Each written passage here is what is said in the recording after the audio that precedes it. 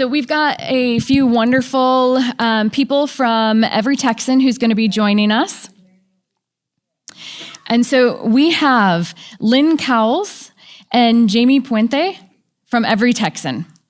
Lynn Cowles, as Every Texan's Health and Food Justice Director, works to increase food security and access to affordable health care coverage for all Texans, regardless of income, immigration status, employment status, education, primary speaking languages, gender identity, or medical history.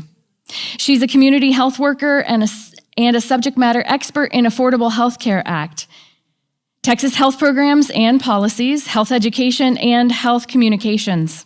Lynn joined Every Texan in June of 2024 and coordinates with enrollment assisters and advocates from around Texas who help community members apply for food and health benefit programs and use those programs to have healthy lives.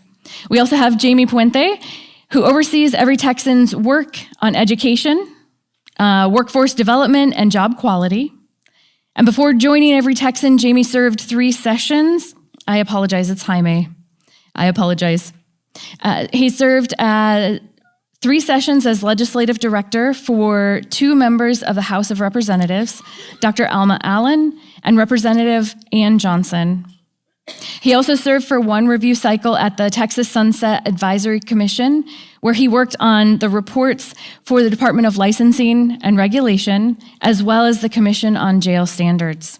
So thank you so much for helping me welcome both Jaime and Lynn.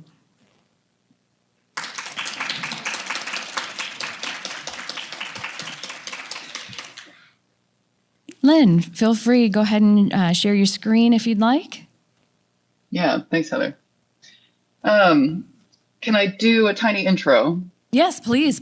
Cool, thanks. Well, thanks everybody for joining. So sorry the roads wouldn't allow me and Jaime to be there with you this morning. But I'm hopeful that this conversation will be conversational and that we can learn a bit about your interactions maybe with the Sunset Commission in the past. I'm really glad Jaime is here based on his experience working for the commission as a staff member. And I do have a really short presentation just to kind of like give a bit of background for the Sunset Commission, its process, its purpose, leading into the 2027 legislative session. So I'll just present some slides really briefly, and then I think we'll have a kind of open discussion afterwards about leading into the Sunset Commission, how we can all work together to try to influence the structures and efficiency and organization and really the outcomes of some of our state agencies. And there's really, really important ones up for review in 2027. I mean, there's important ones up for review every year, but ones that are near and dear to all of our hearts and to the speakers who were just on the last panel because of their interest in access to affordable health care for people across the state. So I will share my screen, and if anyone has questions or comments in the middle of this presentation, go for it. We'll go ahead and save those questions for the end. Do what Heather says, always. Always do what Heather says. Cool. Thanks, Heather. We will save questions for the end. There we go. And Jaime, if there's anything you want to pop in while I'm going through these, please do. Get my screen set up here. Okay. My contact info is on these slides in case anyone wants to reach out about any of the material that's on them. Usually it's best to send me a text message or give me a phone call, then an email. But I do get to my email sometimes. So the purpose of the Sunset Commission is for the Texas legislature to decide whether or not an agency that administers programs and really that spends money in the state should still exist. Agencies that are up for sunset review in the 2027 legislative session are ones that will continue to exist in one form or another, no matter what, like the Health and Human Services Commission, like the Texas Workforce Commission.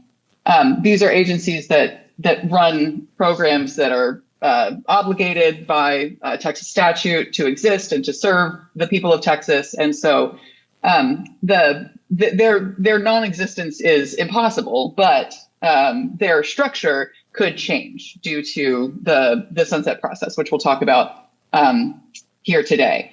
And so every agency in Texas has a date that it'll be abolished unless the Texas legislature passes a bill to continue the agency. And so every year, the Sunset Commission, which is comprised of 5 House members and 5 Senate members, and then 2 members of the public also, one connected to the House committee and one connected to the Senate committee.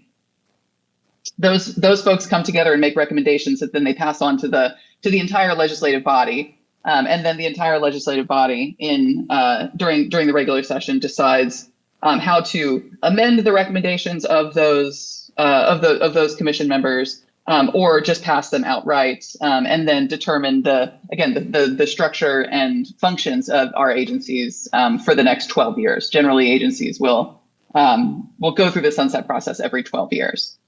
And so the idea is that the Sunset Commission will serve as a reason for agencies to perform efficiently and effectively so that they're using taxpayer dollars in ways that are aligned with their mission and also aligned with the mission of good government to cost as little as possible while maintaining standards of equity and fairness and justice across program access and across the implementation of our laws, right, of statutes in Texas. So the idea is that agencies should do their work as cost effectively as possible, and the Sunset Commission is one way to for lawmakers and for members of the public also to assess whether or not the mission of the organization or the agency is working or is functioning. So importantly, and I've got this note a couple of different times in the slides, just to be able to reiterate it.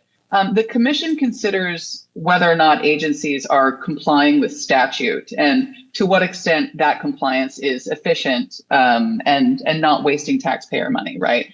The commission does not consider programming or funding gaps. They're not making appropriations decisions about which programs in an agency should receive more or less funding, right? They're literally just considering compliance with statute. And so one thing that some Sunset Commission members have gotten frustrated with over the years is when lawmakers or members of the public will go to the Sunset Commission and say, like, well, this program is underfunded, right? Or we need a new staff member to do X or Y thing, or 20 new staff members to perform some function in an agency.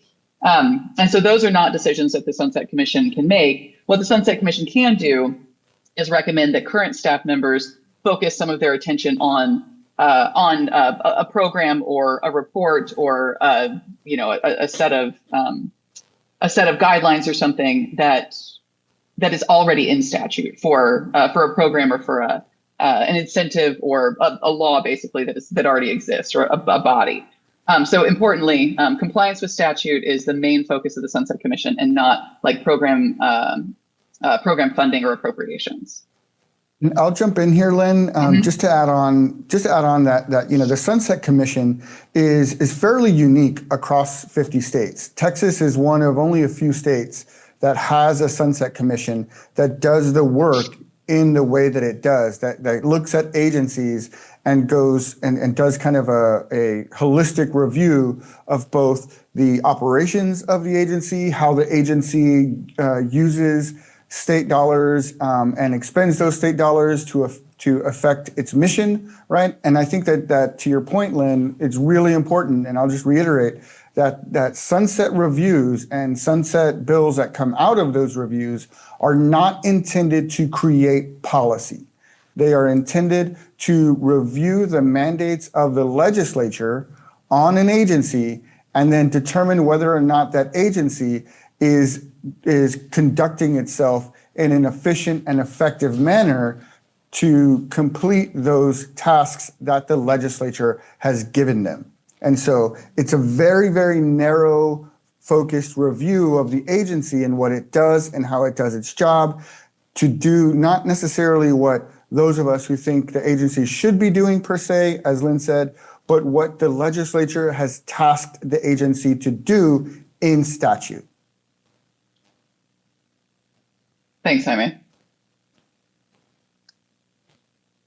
Here's a little bit of background about the Sunset Commission. And I just want to reiterate the reason that we're talking about this today is because the process is coming up in 2026. There's a lot of opportunity this year to influence conversations and focal points, really, of Sunset Commission right now, staff members, and then commission members down the road, because there are so many people in this room who are concerned, as we saw in the last panel, about healthcare and workforce programs, public health programs around the state of Texas, and some of our key commissions, and you'll see this on future slides, or some of our key agencies in Texas that govern those programs, or that administer those programs, rather, are up for this evaluation. So stakeholder input from all the really genius people in this room is going to be really important, so that your experiences and your advocacy can influence the ways that staff members right now and down the line, lawmakers themselves are making decisions about how we administer programs in Texas, how effectively they run, and what your suggestions are for improving them. So with some political and economic turmoil in the 1970s, there was a lot of public concern about the growth of government and transparent spending across government agencies at the federal level and at the state level. And so the Sunset Commission, the legislature created it in 1977 to hold Texas agencies accountable and make sure that government was not growing for the sake of growth, but rather to serve the people of Texas, right? Texas was the second state to create a sunset process. And many states have some sort of sunset process today. But like Jaime mentioned, Texas is a really unique set of criteria for evaluation, because we don't just evaluate how agencies will authorize certain licenses, which is what a lot of sunset commissions do across the country.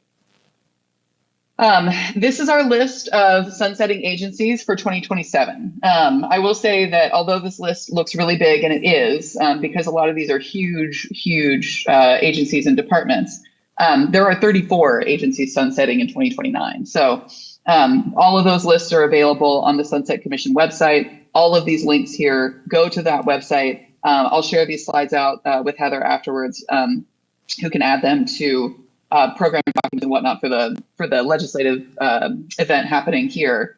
I just wanted to put them on a slide so that everybody can see how many there are, and then also just how big and important these agencies are, right? So we've got the Health and Human Services Commission here, and then 3 different councils or committees that are sort of housed within the Health and Human Services Commission. Also the Texas Civil Commitment Office, the Texas Council for Developmental Disabilities, Department of Family and Protective Services, that of course manages child protective services and adult protective services programs. The Texas Funeral Services Commission is a limited scope review, and also the Texas Juvenile Justice Department. So they only have very specific questions that the Sunset Commission is trying to answer about those, and they are not as broad as the efficiency and regulatory reviews that the rest of the commissions or the rest of the agencies on this slide here will go through.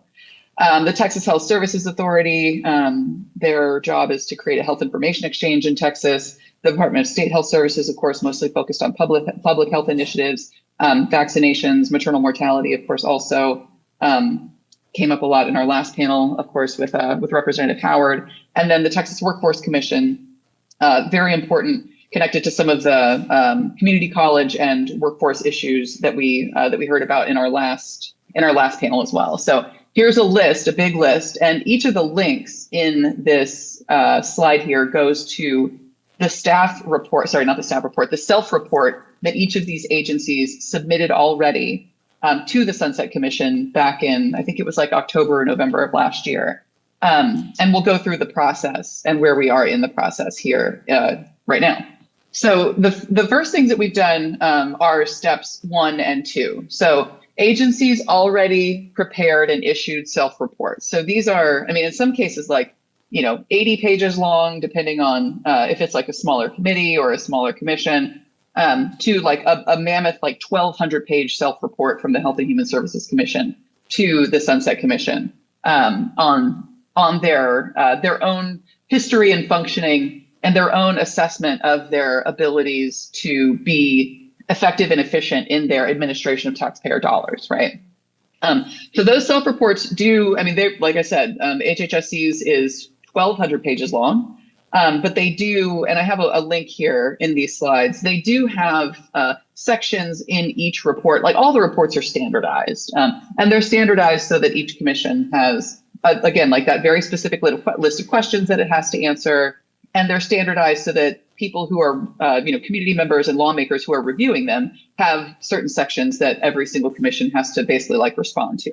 And so every one of these self-reports will have a section that's called major issues. And so if you just hit Control F and you look at any of those links that are on that previous slide, you can search for the term major issues and get to a section of the report that shows where the agency itself recognizes some of its own challenges, right? And also opportunities then for potentially restructuring or potentially increasing efficiency with the task force or with a new focus for a certain team or something, right? Again, in order to comply with Texas statute, but not to create a new program or serve a new group of people, right?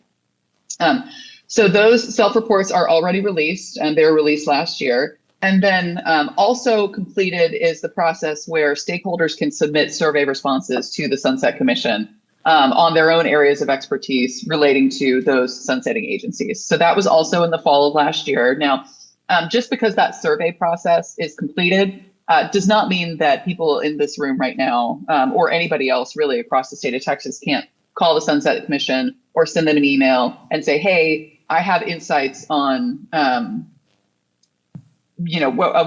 nurse shortages in rural parts of Texas. I have a suggestion for the Sunset Commission on how you can reallocate some dollars, or sorry, not reallocate, that was exactly not what the Sunset Commission is supposed to do, but rather how you can refocus a staff member or a team's time to better tackle that issue moving down the road. And I've got some examples of like different things that people can suggest to Sunset Commissions in these slides.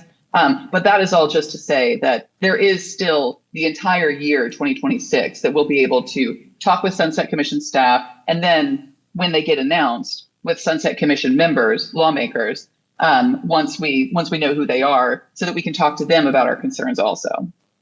And then, I'm sorry, go ahead.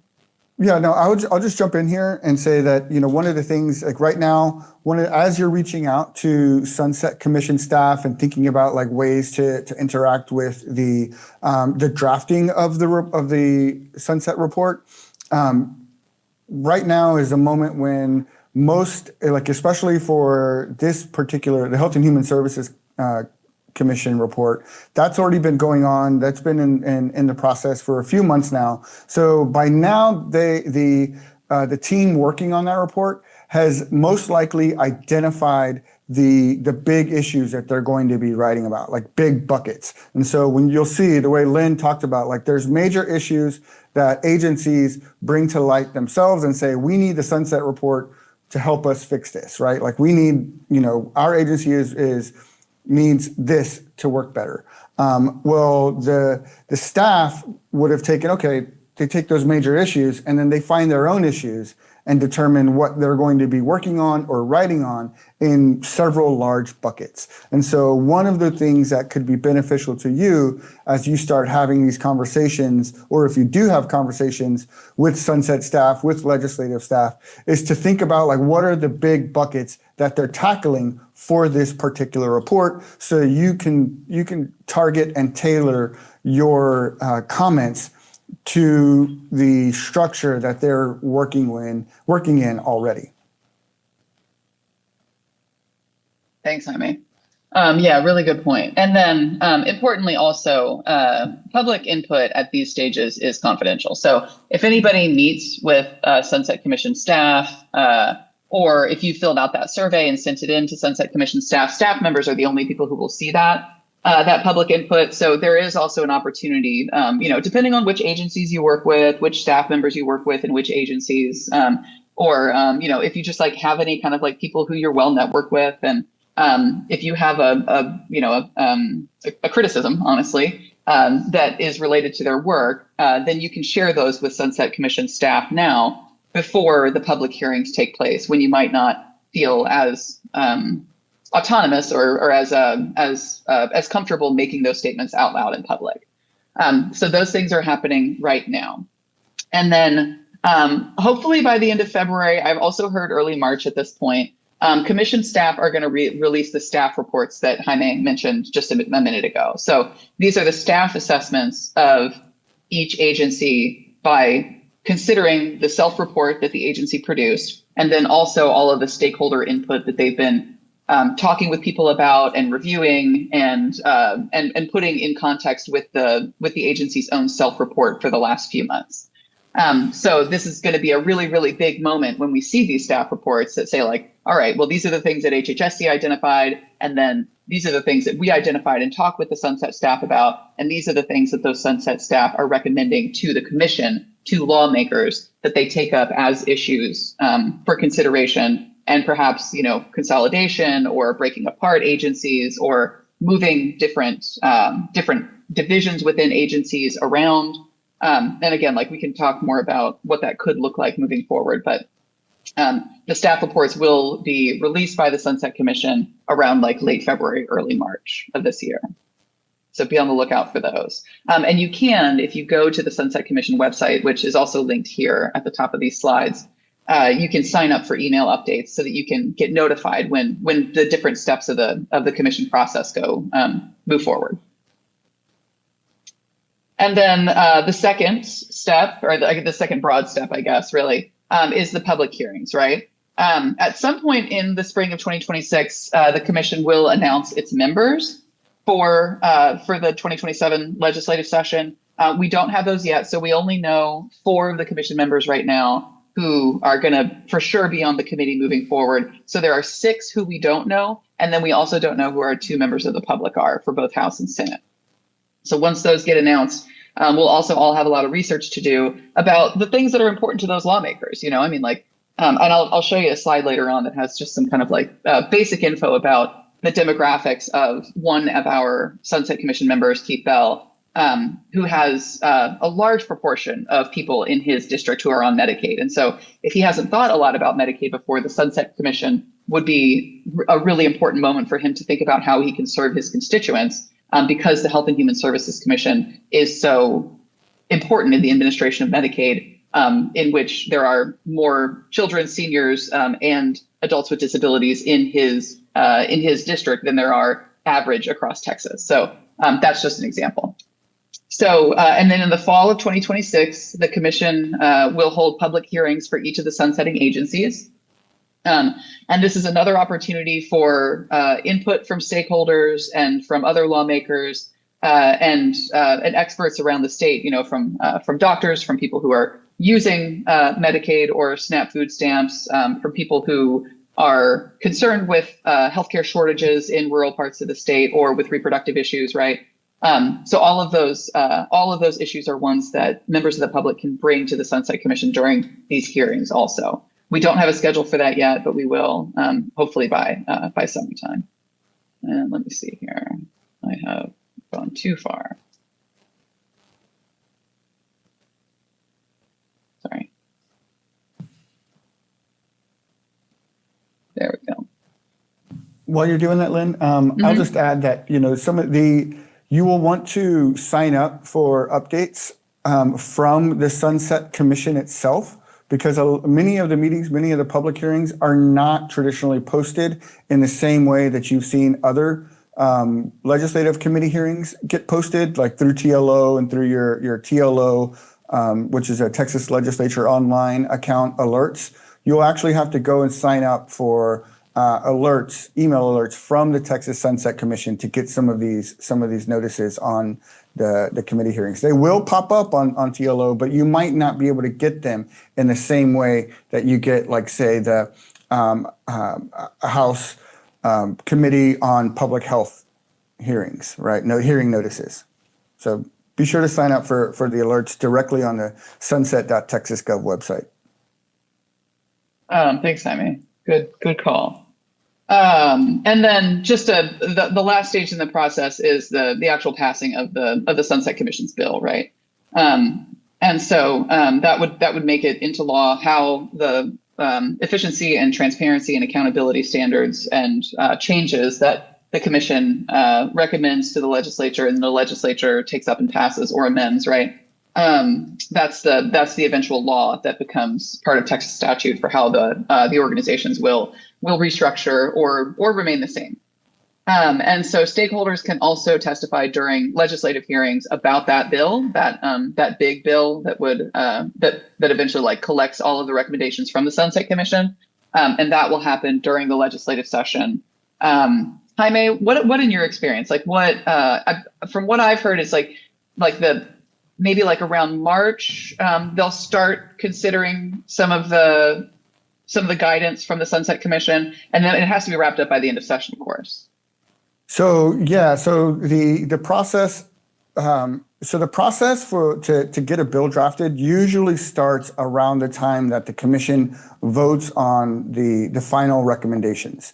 And so the staff report will have its recommendations. The commissioners will take up the staff report, consider it, and then make changes usually, and vote on what they will recommend to the legislature should be in the final bill. Whoever, like you mentioned, Representative Bell, as a returning member of the commission, I would imagine that he might have something to do with one of the larger sunset bills. So maybe this one or the Texas Workforce Commission, just because he's a senior member of the committee.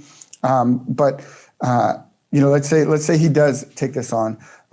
When he carries that bill, he's going to protect that bill very, very closely throughout the process. And so it's going to happen and because these pieces of legislation, right, the Health and Human Services Commission, if you saw the self-report, right, that was a pretty hefty document. The final sunset review report will probably be itself a pretty hefty document, meaning that the bill is going to be several thousand pages long, if not at least 1,000, right? So this is going to be a pretty extensive bill because of the nature of the agency. And so when we see this bill, this bill probably won't actually get drafted and filed pretty late into session, just because of it's going to be so big. Yeah. But also, when it does get to the hearing, it's going to be very, very protected in terms of it's going to be a very, very big lift to get any changes made to the actual bill that are not already part of the Sunset Commission recommendations. So when we get to the legislative process, yes, we can still have a voice, but it's going to be a much, much harder fight to get changes to the actual legislation once that bill has been filed, and especially once a committee substitute to the bill has been filed. Super helpful. Thanks, Jaime.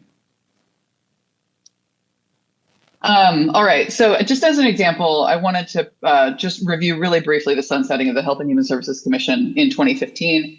And I chose this one agency for this example just because it does show that the Sunset Commission's evaluation process is always an ongoing process also. So not only, and you'll see this in a later slide, but the Sunset Commission they don't prioritize issues that have come up in recent legislative sessions, right? But it is just the way that information and conversation works, that if there are issues connected to healthcare, connected to workforce, connected to public health, connected to maternal mortality, and those things have been on the table because somebody proposed a bill, or because there have been press conferences or current events or engagements with the public about those issues, then they will be ones that Sunset Commission members will have on the forefront of their thinking and their experience. And so there is oftentimes a through line that we can see between recent legislative sessions and the things or the programs or efficiencies that the Sunset Commission is thinking about. And so during the 84th legislature, there was a big consolidation of the Health and Human Services Commission. So it effectively like wrapped up different services from other agencies into one massive agency, HHSC. The Department of Family and Protective Services did become a separate division within the Health and Human Services Commission at that time. But then 2 years later, after some complaints from lawmakers who probably learned from their constituents, that the Child Protective Services case review systems were taking a really long time after DFPS went under HHSC as a new division. Then 2 years later, the legislature effectively like recarved out the Department of Family and Protective Services again.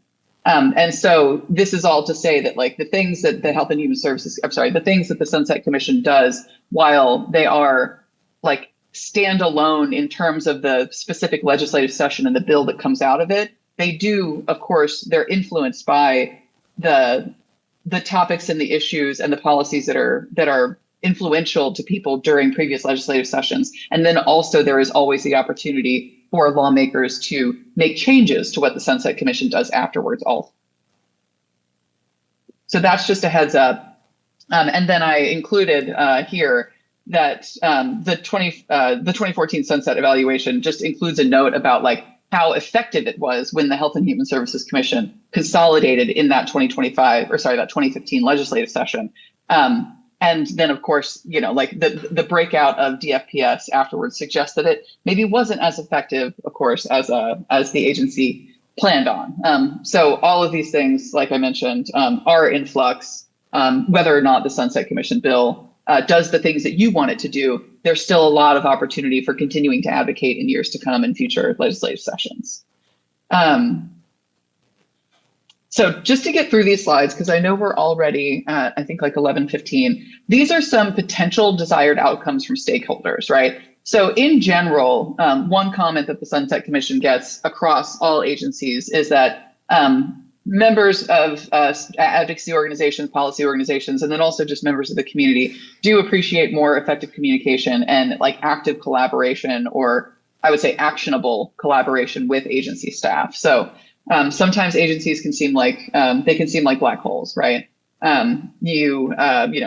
People can't get the information that they want out of the agency, or even if they do get somebody on the phone or via email, maybe they're just getting like a list of Texas statute in return to an honest question about a program or about oversight of a program. So these two things at the top are really things that most stakeholders take to Sunset Commission agencies in general. And then, like I said, so the communication and collaboration, then also more comprehensive reporting from agencies on program users, on complaints, on monitoring, and on program evaluation. So the Sunset Commission is an opportunity. So if you are part of an organization and you're like, wow, I just wish that I had more information on a monthly basis about the applied behavior analysis programs that Medicaid users are using for managed care organizations, right? Like, I mean, that's just an example. Then you could suggest to the Sunset Commission that would be a helpful report for them to produce regularly, and it wouldn't be a big budget lift for them, right? Because HHSC is always producing reports. And so this would just be one that they would produce in addition to other ones as well. But so that issue of more comprehensive reporting, and of course, like, comprehensive reporting is impossible because everybody's looking for unique data points connected to the populations that they work with. So this is an opportunity, though, for you to suggest to the Sunset Commission reports that would be helpful to you, because they'll never be able to report on everything all the time, right? And then I did include some specific kind of procedural requests here that don't require appropriations. So just, for example, I'll just read through one of them, right? Increase the utilization of data review from outside data sources like the Department of Labor or the Texas Workforce Commission for Medicaid applications that are based on income. So increase that outside data review so that people don't have to continually send papers back and forth to the Health and Human Services Commission verifying their income. So to increase that utilization by 10% per monthly average in the next 2 years. HHSC already does this. It's mandated by federal law that every state do some type of ex parte or outside data review collection for Medicaid applications. So this suggestion just says, let's increase that in Texas, right? Let's have less people touching paper applications and more automated data review to increase efficiencies, right? So that's just one example. And then just another note here at the bottom that, of course, the commission is considering compliance with statute and not with programming or funding gaps. Some big pictures in the sort of like recent history of Sunset. We do have the kind of like tendency towards consolidation. I mentioned the 2015 consolidation of the Health and Human Services Commission from other agencies that are now under its effective administrative control. And then also there's the issue of just like provider consolidation in general in Texas. This is not necessarily something that the Health and Human Services Commission can solve on its own. It would probably require some type of legislative action in order for HHSC to really, it would require legislative action for HHSC to be responsible for monitoring what types of provider consolidation happen. And it might not even be HHSC at that point. But there are provider review processes and evaluations and standardization criteria that HHSC does house right now in itself that could influence possibly arguments for or against provider consolidation from a legislator or from the legislative standpoint. So that is also an issue it's like a big picture issue that people are thinking about connected to Sunset. The privatization of agency roles is another big one. In the past, the Health and Human Services Commission has tried to outsource basically eligibility and access services to the private tech company called Accenture, and then also to a bunch of Accenture employees who were, I think, based like out in Midland. But regardless, that was a disaster by all accounts, and any further privatization of agency roles is one that advocates and stakeholders are looking at really closely. There are still some roles in the in the Health and Human Services Commission, or roles that are tangential to it, that are privatized and run by contractors right now. So oversight of those contractors could also be an issue that people are concerned with during Sunset. Agency staff workload and turnover always are concerns. And then Representative Howard mentioned this in our last panel also, but upcoming funding challenges due to federal funding cuts, right? So on the short term, we have Texas responsibility to fund potentially $1 billion of SNAP costs over the course of each year. Also, the longer term issues connected to Medicaid financing, we'll just have less money in our Medicaid system moving forward. And so thinking about the ways that the Health and Human Services Commission can restructure itself to deal with some of these upcoming funding challenges is something that the Sunset Commission is concerned with right now also. So that's like more recent, of course, just since it just happened last year, but still a really big issue that the Sunset Commission will be concerned with. Some opportunities for engagement, right? And these are just some examples here also. Like I said, I've said this a couple of times, emphasize issues that propose administrative solutions, not statutory change. I did include here some different laws that did pass that the Sunset Commission is currently administering. And so people who have any interest in HB 3940, which was a bill that reminds hospital staff, managed care organizations, and parents who are currently on Medicaid for pregnancy that hospitals can bill under mothers' Medicaid ID numbers while their children don't have them, right? So that bill just passed. And so if there are regulatory efficiencies that stakeholders can think of connected to that bill, this is a really good time to present those to Sunset staff. Also, lactation consultants that are covered by Medicaid under HB 136. SB 25 is our big food and nutrition bill that passed in the 2025 legislative session. Representative Van Dever just mentioned HB 18, which creates the Rural Health Stabilization Fund grants for rural hospitals in Texas. And then HB 26 also, which creates a pilot study out of Houston for some dollars so that we can learn to see if Medicaid managed care organizations can improve social determinants of health for pregnant people by helping them purchase nutritional meals, right?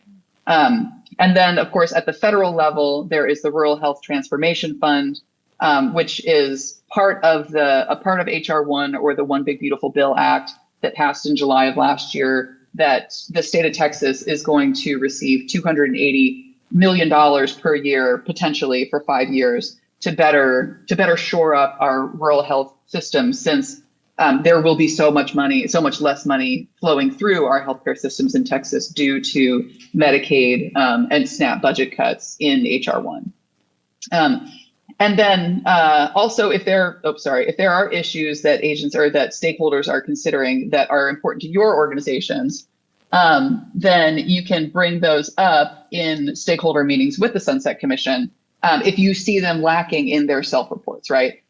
So one example, I linked here to Texans Care for Children's brief explainer on the agency self-reports so that you can see just an example of one organization's focus for the Texas Workforce Commission, for the Health and Human Services Commission, and other sunsetting agencies. And then we have a new commissioner in the Health and Human Services Commission this year. It's Stephanie Booth, who used to be a Medicaid director. And so oftentimes when you have leadership changes, there are sometimes opportunities there for infrastructural changes also. So that's just to say, like, I have not met the new commissioner yet. Some people who are connected to United Women of Faith probably have. And we'll have maybe some conversation topics when we get to the Q&A about different priorities that commissioner might have, that we can, work with her on moving forward. And then on the right-hand side of this slide, just some things that we've already talked a little bit about, mostly just that this is going to be a long process, right? We do have a lot of opportunities for stakeholder input. There's lots of points of entry. I mentioned meetings with staff members, meetings with commissioners, meetings with your own legislators, so that you can talk with them about your priorities, and they can go to their colleagues on the Sunset Commission and discuss with them.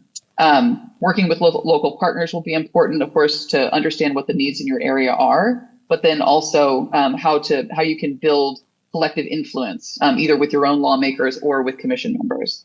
And then there are some surveys going around also. I didn't link to one of these slides, but there's one for the West Texas area right now. So if you have any partners or friends in healthcare systems in West Texas, I know that there's a survey going around right now for an organization that's trying to coordinate with partners in the West Texas area. What is it? It's west of Abilene, but not including El Paso. And then also you can host an event in your community. I can share these slides with you. You can do this for other people, explain what the sunset process is and how people can participate in it, and how they can bring their voice to the table for restructuring or making our agencies in Texas more efficient. So these, like I said, are the 4 members of the Sunset Commission that we know who they are right now. And then I just did a little breakdown, a little bit of analysis of Representative Bell's district. And this is just Henderson County also.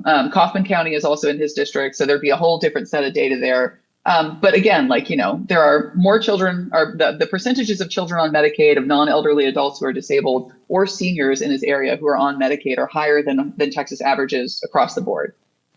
Also, same with SNAP food stamps. There are more percentages of people. The percentage of people in his district who are on SNAP is higher than it is across Texas on average. The uninsured rate is higher there. So, which is just to say that there's a lot of work that Representative Bell can be doing to improve conditions in his district by working with the Health and Human Services Commission to make these programs run more smoothly, to make sure that those children on Medicaid have access to providers, to make sure that those seniors have access to medications or transportation. So all of those things are issues that people can bring up with folks in their areas. And I can do that analysis for all of these other members also, and talk with anybody who's on this call right now if there's any of those data that you want for your own districts also. And then last thing here is just some sunset tips from longtime advocates. I talked to Ann Dunkelberg yesterday, and just got some advice from her. Jaime also told me some of this.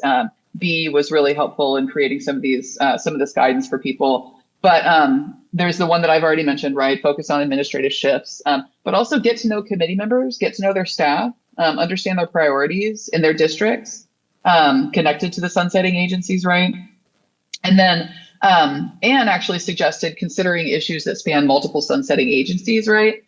So this can be an opportunity to show the breadth of efficiencies that we can accomplish when we have a good understanding from partners, from different stakeholders in our areas, and then of course from like people who use these programs. And a good example of this is the relationship between the Texas Workforce Commission and the Health and Human Services Commission, who together are going to be monitoring for millions of people across Texas work requirements so that people can stay on SNAP after the Health and Human Services Commission makes it possible for people in Texas to start reporting their work hours so that they can stay on SNAP, which is one of the new policies in HR 1. And honestly, the one result of these new work requirements is that people are going to drop SNAP. That's why the Congressional Budget Office determined that there would be, what was it, like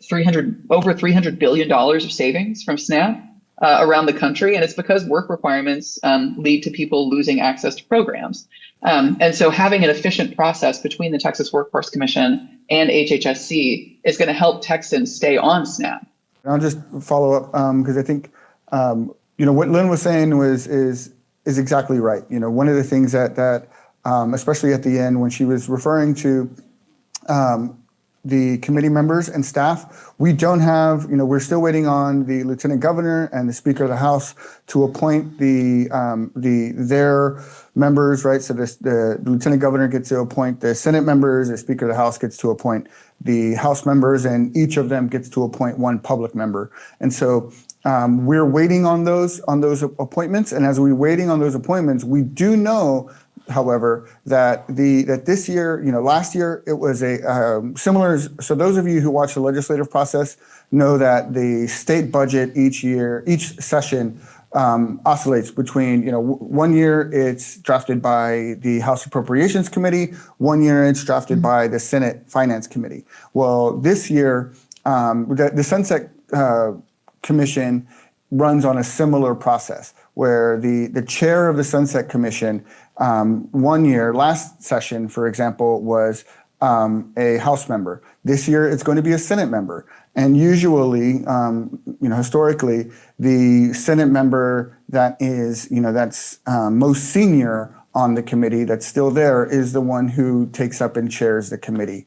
And so presumably, the chair of the committee will be Senator Sparks, and with the Representative Bell as the co-chair, and so we can start getting to know those members and their staff because those members and their staff are already working with the Sunset Advisory staff who are drafting the report, and so there's already so feel free and I would encourage anyone who's interested in raising some of the issues that Lynn talked about. Again, those like focusing on the efficiency and effectiveness of the agency completing its mission, right? Bringing those ideas to the staff, to legislative staff, as much as you bring it to the Sunset Advisory staff, because the legislative staff, right? And then, we do this all the time, right? Where we want to get the message coming from multiple areas. So it's never going to hurt to go and make friends with whomever. Usually on the House side, it's the chief of staff. On the Senate side, there's there's usually a policy analyst specifically, tackling sunset bills or the Sunset Commission.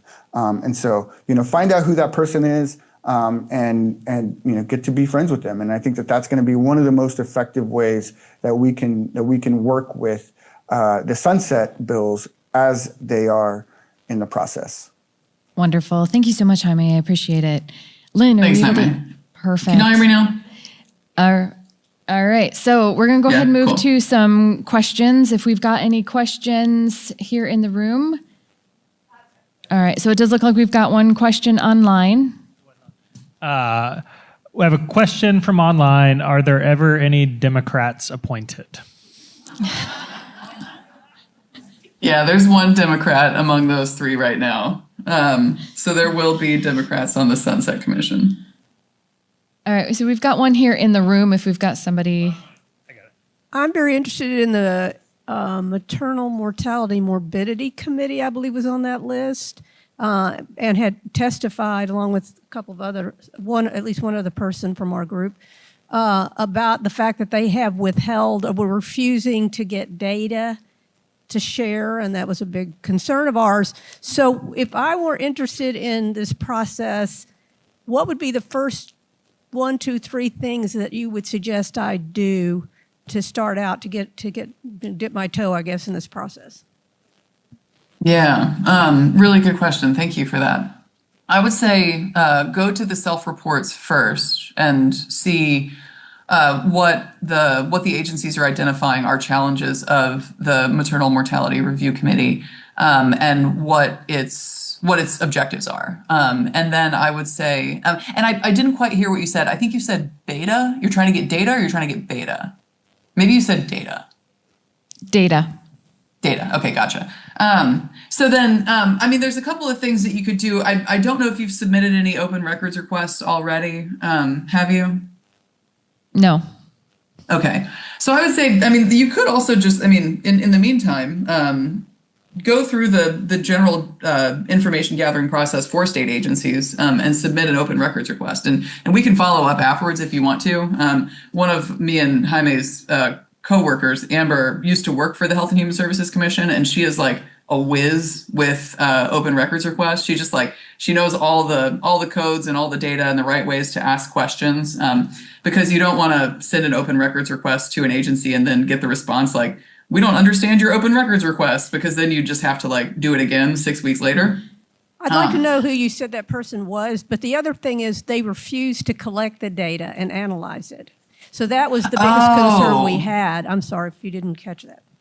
No, that's okay. I understand. That I misunderstood. So yeah, I think that would be a really important comment then for the Sunset Commission. So the first thing I would do would be, again, to go to the self-report and see what the self-report does say about the reports that the committee produces.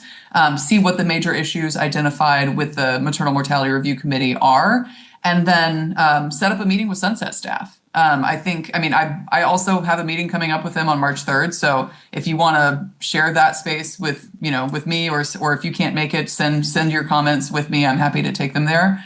But that would be the next step then, is to make sure that Sunset staff know what your concerns are. And you can submit an online form, but in my experience, going in person, meeting staff, sitting with them and explaining your concerns is a much more effective way of assuring that you're being heard, effectively. And so if there are other people in the room who are not able to make it down to Austin, again, let me know what your concerns are, and I'm happy to kind of collect them with others connected to some of the mental health gaps that we see in the Health and Human Services Commission report, some of the kinship care gaps that we see in the Department of Family and Protective Services reports, some of the STI testing gaps that we see in the Department of State Health Services reports. And so there's just I've got a long list of things going, and happy to coordinate with folks here on this call.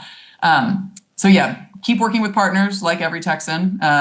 Continue to reach out to the commission. I would say if you are able to go in person, or work with partners if you're not. And then I think this note came from Texas Impact, but on those slides, I'm sure there's other people in your community who are also concerned with the lack of data transparency in the Maternal Mortality Review Committee. And it is always good to come with a lot of background and support.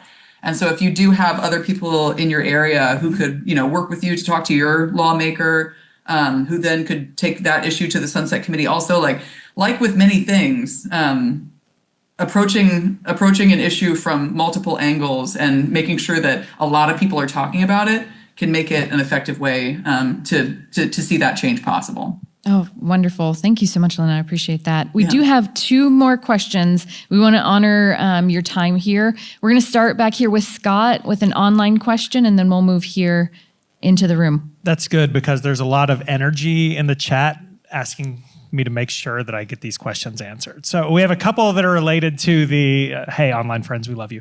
Have a couple related to the political nature of the committee. Marilee asks, is the Sunset Commission effectively a political branch of the legislature? What I'm trying to figure out is if the Sunset Commission could be used to eliminate maternal mortality and morbidity if legislators want to eliminate it. And then a second kind of similar question saying that this seems like a reasonable process. However, I keep receiving political ads from people promising to doge Texas if they get elected. Is there any fear that some of these programs you listed coming up for review could be gutted or eliminated altogether? I'll take this is sunset political question because, I think the Sunset Advisory Commission, so the staff who work there, they're technically the Texas Sunset Commission is a legislative agency. So think of it like the Legislative Budget Board, like the State Accounting Office, and some of these other and the State Auditor's Office, right? Like these are agencies that the legislature has established to provide the legislature with information, and so. To your question about whether or not the Sunset Commission is a political body, the staff are not political. The staff are well, I'm, as a former staff member myself, like I vote in every election, right? I have my personal political beliefs, but the whole point of Sunset, right, is to put your sunset hat on, to put it as you'll hear like staff members talk about this. They put their sunset brain on and they turn on their sunset brain and they think with their sunset brain. And so the staff members are dedicated public servants who look at their job in an extremely serious way and are very intentional about what they decide to research for an agency, what they decide to write about for an agency report, and specifically what they don't include, right? And so these are all considerations that you're going to have to think about, because these are all, as much as I am saying that the staff do their work in an apolitical, in a nonpartisan way, right? Like the Sunset, it's a nonpartisan legislative agency.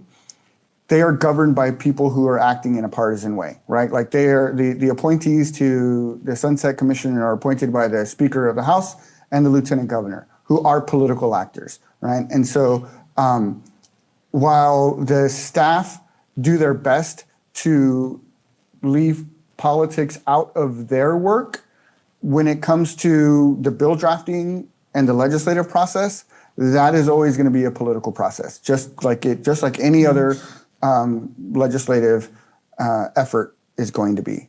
And so that's how I would encourage you to think about it, right? Like the Sunset staff, the Sunset members are, very often they are looking at the process in an apolitical way.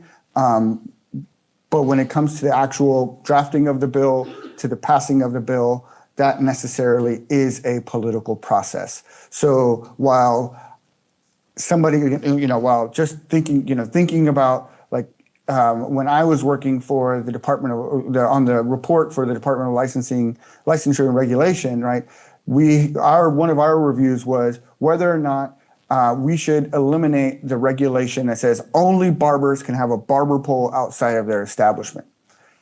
That has nothing to do with the safety or protection of the safety of Texans when they're going in to get their hair cut, right? Which is the whole point of a barber's license, right? Is to protect the safety of people getting their hair cut, to prevent them from getting some kind of infection or whatever, right? The barber pole had nothing to do with that. But we were not allowed to write about the barber pole because ultimately that was going to be a political decision based on, who, like that was that just was not something that we were going to write about, because that would have opened up a can of worms in the bill, and created political opposition to the process, right? And so we as staff and, from our leadership, we're directed to don't even write about the barber pole. That's not our focus. We are going to focus on the efficiency and effectiveness of protecting the safety of Texans through this regulation, through this license. The barber pole, like if somebody wants to fight a barber pole, that's their problem. That's something that they want to do. Wonderful. Thank you so much. I appreciate it. And a lot of great reminders there, Jaime. I appreciate that. So in respect for everybody's time, we've got one last question here in the room, and then we'll go ahead and get into some announcements. Real quickly, we're going to the Capitol tomorrow. And so do we mention anything about this, or do we have to do our homework and delve deeply before we talk to our legislators about this issue? So as a reminder, before we'll go ahead and hand this to Lynn to answer that question, there are some handouts in your binder. And we're going to be talking about a lot of that in some of the workshops also. So if you have questions, if you do have additional questions for Jaime or for Lynn, Lynn has put up information and we can get that to you also. I don't know if Lynn or Jaime, you had anything to tap in on that quickly. Thanks, Heather.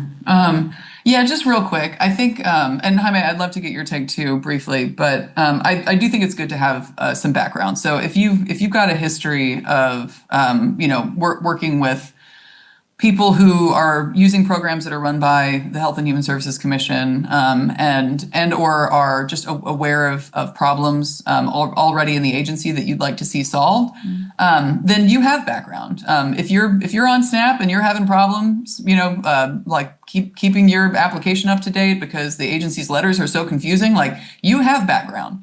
But that said, if you're first hearing about the Health and Human Services Commission and some of the programs that it runs, I would say talk to some of your colleagues in the room because they do have that background. So I think that there is going to be a lot of learning opportunity in the next half day, and then tomorrow while y'all are on your way to the Capitol also. And then I want to speak to the question that the last person asked also from online. We could totally see the end of the Maternal Mortality Review Committee. They could, the Sunset Commission could legislate the end of that committee. We have seen lots of Doge-like things happen in Texas since the federal Doge department, and then also since we established our own in the last legislative session. And Sunset itself is inherently is a Doge-like commission. Its whole process, or its whole purpose is to evaluate efficiency. Now, there's ways to do that in good faith, right? And then there's ways to do that in generally political ways that are less concerned, or not concerned at all with the livelihood of staff and people who are using those programs. So I would say if you're concerned about the continued existence of the Maternal Mortality Review Committee, that would be something that you could bring up with your lawmakers tomorrow, because that is absolutely on the proverbial chopping block. All right. Yeah, and I'll just add to Lynn's point about going and visiting your legislators tomorrow. Yes, you want to have you always want to have some background if you're going to be speaking on a particular subject. But I think it's because we don't know who the commissioners are, who they're going to be. It's okay to just ask a question to broach the subject. Is are you following the sunset process? Are you interested in the sunset process for the commission, right? And if not, if not, it's a fair question to say, well, can you, these are the things we're thinking about, just very broadly, and and ask to follow up later.